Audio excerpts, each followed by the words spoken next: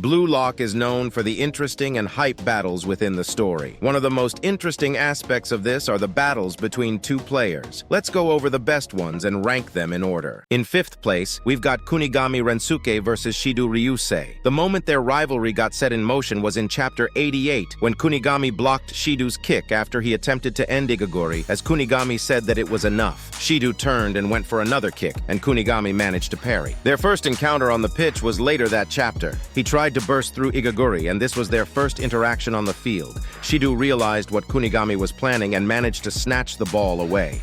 From this, we can see that Shido has very good instinct and spatial awareness, much like isagiyoichi, but also has the power and flexibility to budge Kunigami and take the ball off him. His spatial awareness was further emphasized when Shido said that his footwork made it all too obvious. This time, Shido got the ball and Kunigami is chasing. As soon as he caught up to him, it was already too late, since Shido could point out their key traits very easily. This behavior also makes me think about Karasu Tabito, since he's an insight freak as well. Kunigami wondered if he had a weakness, as Shido told Kunigami that they were just playing a game of football, and because of that, they wouldn't be able to figure Shido out, since he doesn't limit himself to the brand of football that everyone is familiar with. So he passed the ball back to Igaguri. From the second interaction, we can see that Kunigami is still powerless against him, not knowing the thing that he's missing, so Shido completely demolishes him here. Igaguri passed the ball to him, and he turned around and followed up with a bicycle kick into the net. This prodigy doesn't even have to look towards the goal to score. Those were all of the interactions that these two have had on the field so far,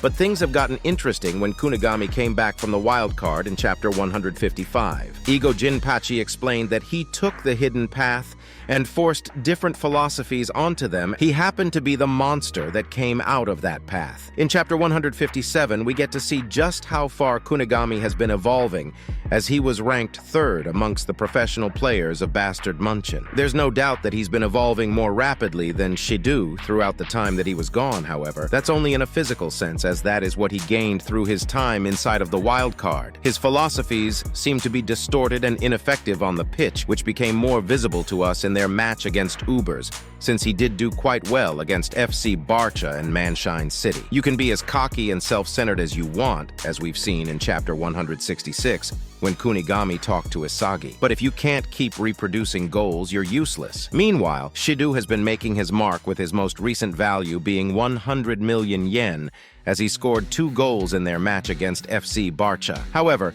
Shido was always pretty exceptional, so there's nothing surprising about that. But in Kunigami's case, he was a prodigy who had degraded. I expect to see their rivalry continue, and I hope that Kunigami blooms when they face off against each other in the next match, Bastard Munchin versus PXG. In fourth place, we've got Nagi Seishiro versus Baru Shuei. In Bluelock episode Nagi, Chapter 8, when Ryo passed the ball towards Nagi, Baru came in between it for the first time, devouring Nagi's light. Baru moved up towards Nagi as Nagi wanted him to give the ball back, but instead, he ran towards Nagi's left and dashed past him from the right side. Baru's physical specs are way above Nagi Seishiro's here, and in the present moment too. He proceeded to score a goal on them as he forced Ryo out of the way. Nagi didn't enjoy the language Baru was using, as he got pissed off at his violent methods. Nagi was running alongside Baru. As he got a pass from his teammate, Baru pressed both Nagi and his other teammate back and headbutted the ball inside the net, scoring the second goal for Team X. Nagi moved towards Baru without the ball, as he expected a pass from Ryo. Ryo proceeded to pass the ball towards Nagi as he trapped it with his back heel in front of him. Baru got frustrated as he tried to get Nagi off balance.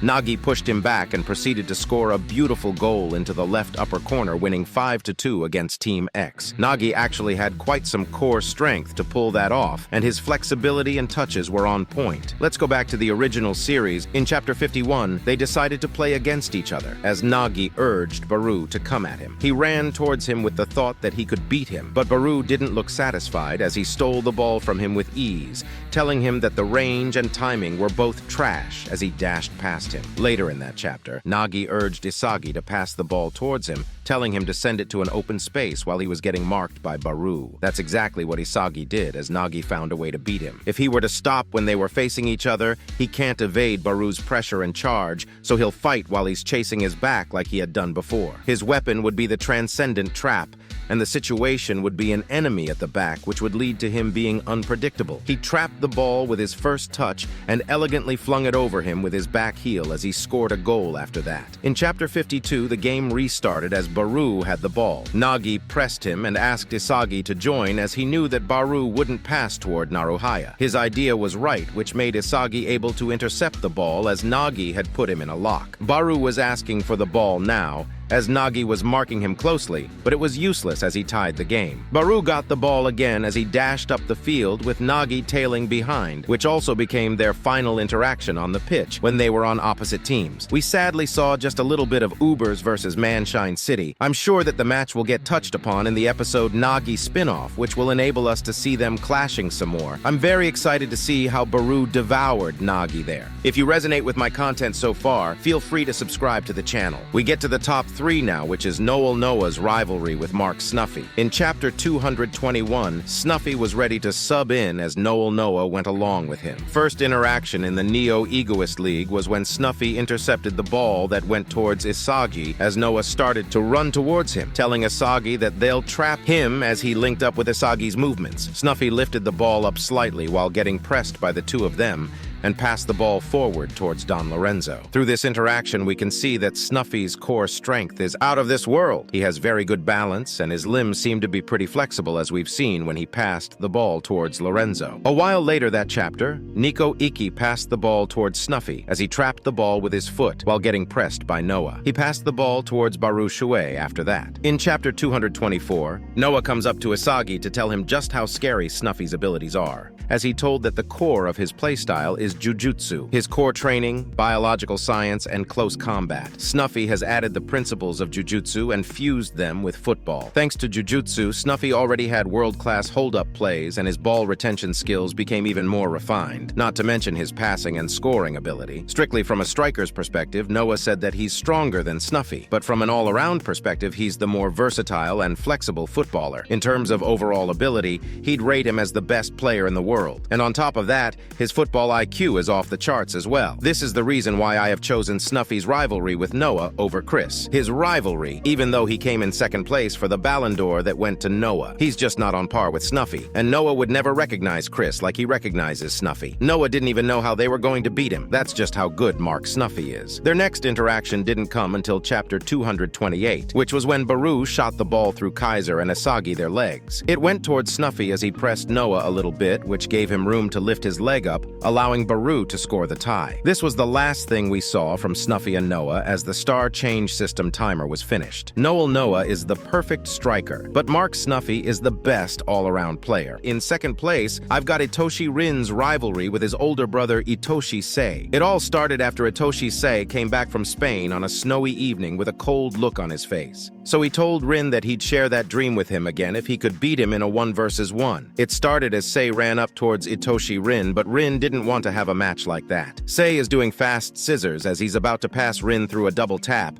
but Rin manages to keep up with him. Sei roulettes past Rin now as Sei manages to get in front of him. He wondered what Rin has been doing in the 4 years he's been away as he nutmegs Rin and dashed ahead, scoring the goal that crushed their dream forever. Sei's football abilities surpassed Rin's by quite a big margin there. He was better in almost every spec. I think the only thing in which he had him beat back there were his shots. Their second matchup was in Chapter 118 when they were 30 minutes into the game with Sei on the ball. Rin wondered why he wasn't even going to say hello, even though it's been so long. He told Sei that this game isn't for him, but rather it's a game for Rin to surpass Sei as they started their matchup. Sei starts by doing crossovers as he tries moving past Rin. He randomly came to a halt as he tapped the ball past him with his right foot. Rin still managed to keep up as he was desperately trying to steal the ball. Sei popped the ball a bit outside as he got past Rin, but Rin still caught up somehow, so Sei trapped the ball outside again as he threw Rin slightly off balance with his hand. He went on to jiggle with the ball as he told Rin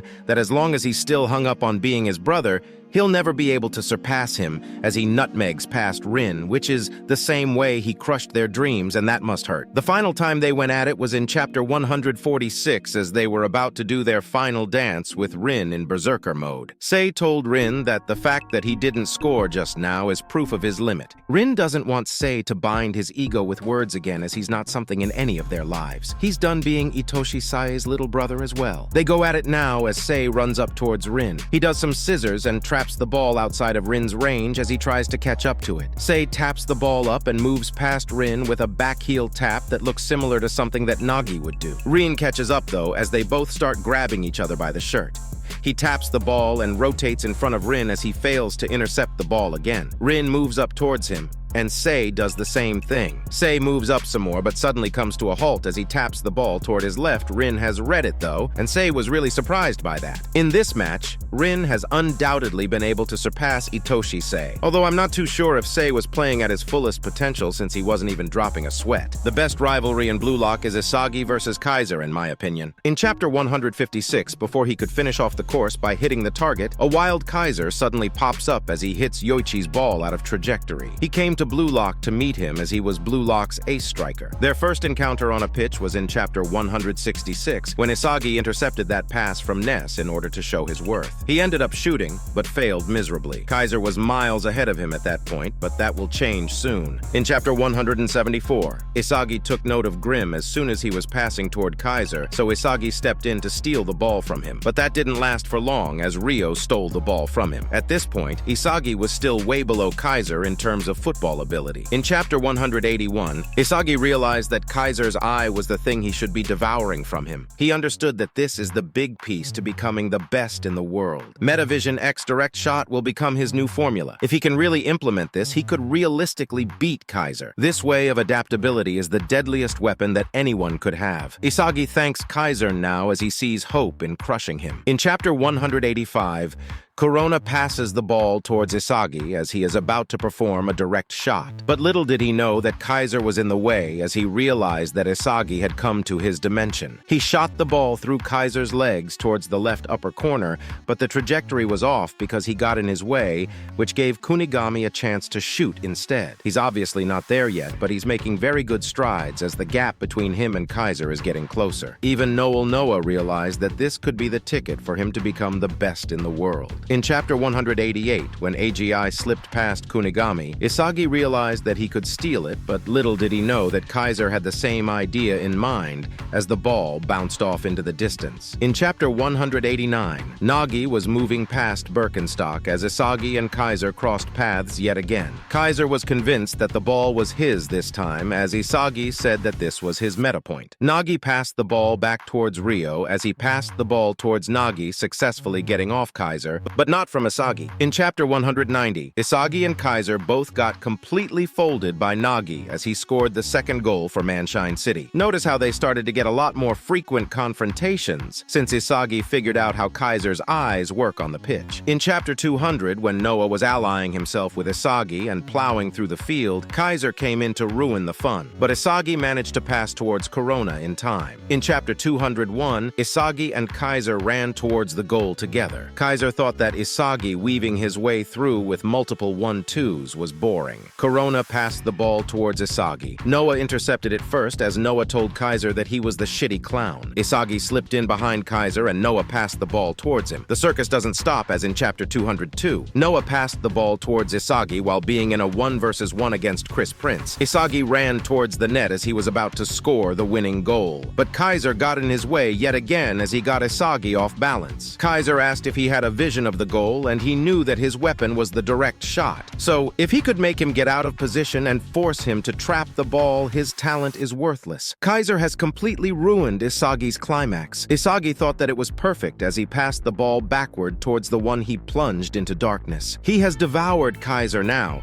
as he asks Kaiser how it feels to be the clown of his story. In Bastard Munch in their match against Ubers, it has toned down quite a bit as Noah told Kaiser to stop being so fixated about Isagi. In chapter 220, Isagi passes the ball towards Yukimiya as Lorenzo marks him to intercept that pass. But little did he know that Kaiser was waiting for this opportunity all along. Lorenzo's defense tamed Kaiser quite a bit. In chapter 227, Baru is about to shoot the ball, but it is within Isagi and Kaiser their expectations. Baru ran towards their left, trying to find a better opening to shoot. He goes further to their left and gets into his shooting motion now. Baru takes the shot now as it went in between both of their legs, which is kind of embarrassing, and he scored off it as well. In chapter 234, Hiyori passed the ball towards Isagi. He pressed Aiku and Lorenzo back as he trapped the ball elegantly over Lorenzo. Now Kaiser has decided to ruin the show as he was running towards Isagi trying to intercept the ball. He caught up to Isagi, and now the two egoists shot simultaneously, but Baru saved the shot. And last, but certainly not least, in chapter 238,